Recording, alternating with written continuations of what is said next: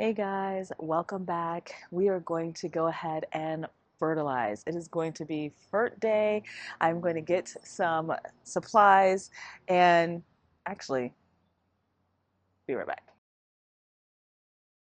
I'm going to stay focused. We're going to stay focused. I'm going to fertilize the roses, things that are growing that are actively in their state of putting on some foliage, and we're going to fertilize those things like my strawberries, my roses, all the things that need a little bit of fertilizer around this time of the year to get them started. I am going to use the granular organic by Espoma just because they're not super on the harsher scale. We're going to go ahead and jump into it. I'm going to turn you around to show you what I have in store for us. These are the ones that I have right now. I have the berry tone, rose tone, and plant tone. This is what I use as a general purpose for just like everything that wants to be fertilized. I'm still learning about what does and what doesn't want to be fertilized. We're going to just compare them. So this one is a 4, 3, 4, 4, 3, 2, and 5, 3, 3. So if you think about it, these numbers aren't that far off, okay?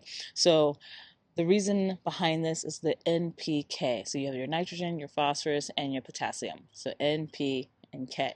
And it's weird that they have potassium as K because technically K is not, doesn't, like nitrogen for N, P for phosphorus. It's kind of weird. But, the periodic table for you. Anyway, anyway, so nitrogen helps with the green foliage. The phosphorus and the potassium help with the roots and the fruiting. If you think about it, you could just use the plant tone. These numbers are pretty darn close. You could just use a plant tone for it and just be done with it and not have to get the whole slew of things. Before I forget, I did get a soil test kit. I probably should have did this earlier. I'm not sure when I should have done it actually, but I probably should have did this like a month or so ago. I can get the information back on what my soil might need. I've never done a soil test before, so this is the first time for me. I did get it from Redmond's, I believe, and this will help me to determine if I am doing good, if I'm on the right track. And I just want to get this done so that I can determine whether or not there needs to be any kind of amendments or if I can just stick to what I'm doing and we'll be good.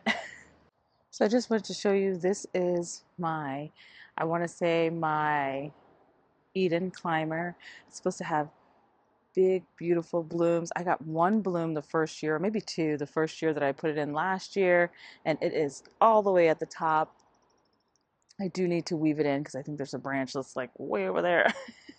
So I do need to weave it in. It is doing pretty good. I'm just going to come down at the base and I'm going to fertilize that. I do have grapes in here as well. They should be fine. I'll probably just do the same kind of fertilizer, whether it's the plant tone or the rose tone. I think they'll be okay. I'm also going to fertilize a few things behind me, which will be the strawberries over there. I'll specifically use the berry tone just so that I can go ahead and get rid of some of the tones that I'm using that I don't plan on purchasing every year. But we have quite a bit of other roses to fertilize. I'm going to be fertilizing this one right here. That is the cathedral bell or cathedral ball. I can't remember if it's bell or ball. I also have a lot of kind of like knockout rose bushes like this one, and there are several more down there that need to get done. I did come through and edged it up nicely. I'm not sure about this one right here. That looks kind of sharp, so I might change that one and reshape that. But for the most part, I did come through and get kind of a nicer edge along the bed line. So I do have this one right there as well. I can never remember what that one is called, but it's like a pale pink cream one, and I'm going to fertilize that one and that one right there. I don't think there's any other roses that I have in the back garden. So I've got 1, 2, 3, 4, 5, and 6, the one next to the swing set in the back. So I'm going to do all of those, and then we're going to call it done, and we're going to check out this soil testing kit. We'll mail it back out and see what happens. Okay, so I do have Miracle Grow organic raised and garden soil. I have no idea if this is going to be a good soil or not. I wanted to give it a try. I actually really enjoy the organic one that's not pink. So I'm just going to sprinkle just a handful around this area. I'm not trying to do anything too drastic. Definitely read the back of the bag. I'm going to take some of these plants out and transplant them somewhere else. I think they'll be happy. Oh, nice. I'm actually liking the way it looks so far. It looks pretty, I wouldn't say, I guess maybe sifted in a sense, because it doesn't look like it has a lot of huge chunky bits in here, which is actually pretty nice. So I'm just going to top dress some of this in here. Here we go. I really am liking how this looks. So that's really nice. Get a good amount in here. And I think that looks good. All right, off to the next one. I'm not going to get super close to the base, just a little bit farther out. That would be good. Just another little handful.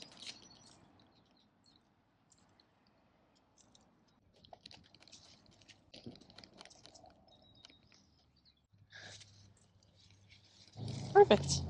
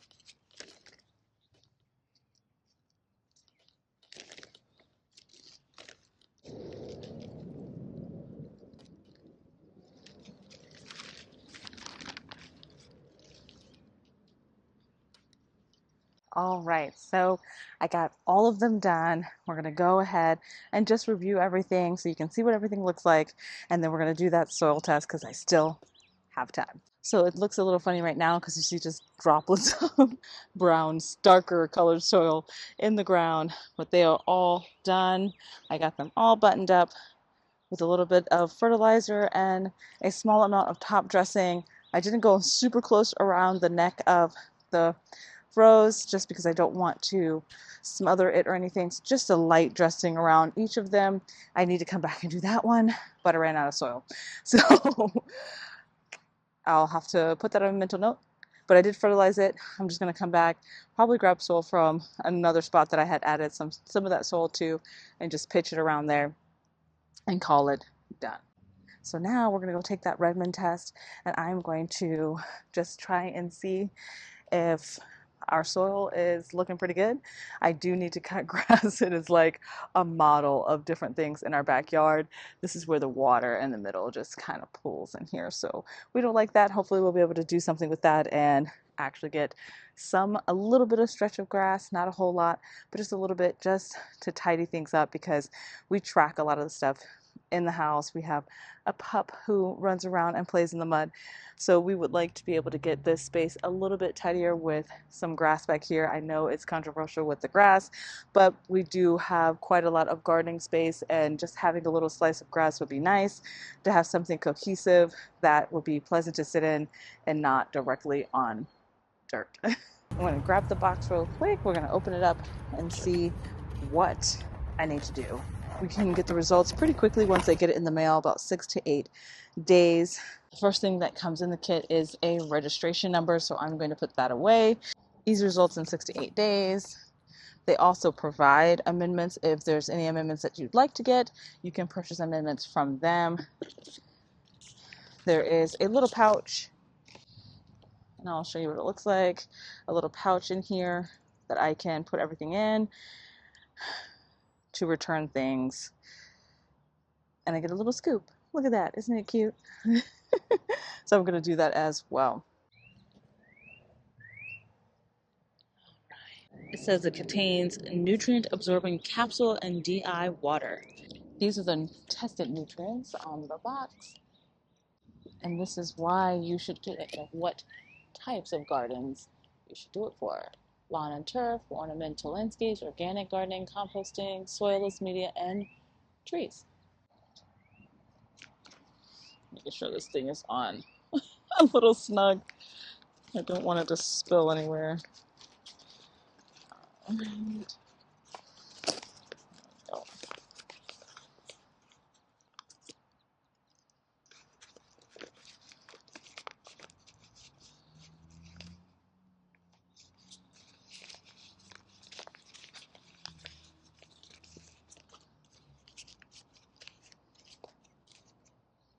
Fabulous. All right, guys, that is it. We're going to mail that out. We're going to get some of that stuff taken care of so we don't have to worry about it for this season. We'll see if I need to do anything in the soil for any of our beds. If we do, maybe we'll do something. If we don't, then we're good to go. I did, however, wanted to show you what we have over here, which is our Lysianthus. They are doing so good after going into a dumpster dive in the trash can. So they are doing really great. I still have 16. I think I'm going to let them get a little bit bigger, like especially these little guys. They need, I think, 3 to 4 true leaf sets before I can do that. And right now we're sitting at about 3. So 1, 2, 3. I have been putting them in this bucket of water for about 10 minutes just to saturate all the way up. I put some cinnamon on there just to help keep the algae, fungus kind of thing at bay, which has been working wonderfully. I cannot wait to get them out. I have a little spot for them, but they are doing great. So they mostly survived. All right, guys, so we are done. Got a lot of stuff done. It looks like the sun is now coming out. We are no longer blessed with a overcast day, but I am going to go ahead and clean everything up, put all the things away, and just enjoy the beautiful weather that we're supposed to have for the next 10 days. I hope you guys get out in your garden, no matter what it looks like outside. Just go outside, get some fresh air, get some sun in the eyes, and I will see you guys in the next video. Bye, guys.